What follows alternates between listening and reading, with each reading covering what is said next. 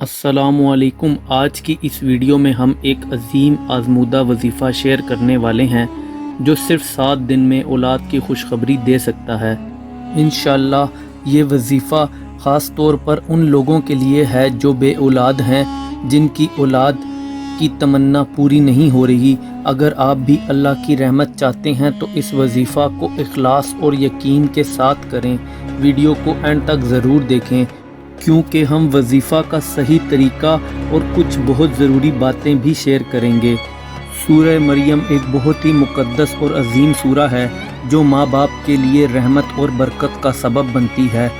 یہ سورہ صرف اولاد کی خوشخبری کے لیے ہی نہیں بلکہ ہر طرح کی مشکلات کو دور کرنے کا ایک بہترین نسخہ بھی ہے۔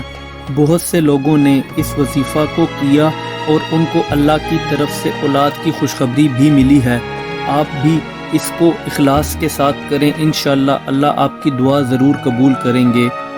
اس وظیفہ کو کرنے کا صحیح طریقہ یہ ہے، ہر روز فجر یا عصر کی نماز کے بعد سب سے پہلے ایک بار درود شریف پڑھیں، پھر ایک بار سورہ مریم کی تلاوت کریں۔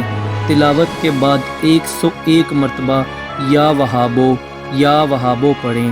اولاد کی نیت سے اللہ سے دعا کریں، اپنی دعا میں یقین اور جذبات ضرور شامل کریں، اور پھر ایک بار درود شریف کا ورد کریں اور دعا کو مکمل کر لیں۔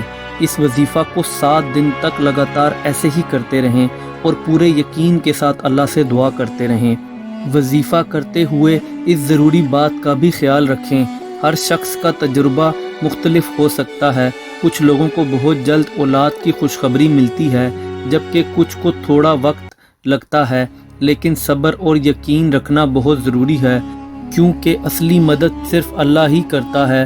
وظیفہ کو صرف حلال طریقے سے کیا جائے اور ہمیشہ صرف اللہ سے امید رکھیں۔ اگر آپ اس وظیفہ کو اخلاص اور یقین سے پڑھیں گے تو انشاءاللہ آپ کو بھی اللہ کی طرف سے اولاد کی خوشخبری ملے گی۔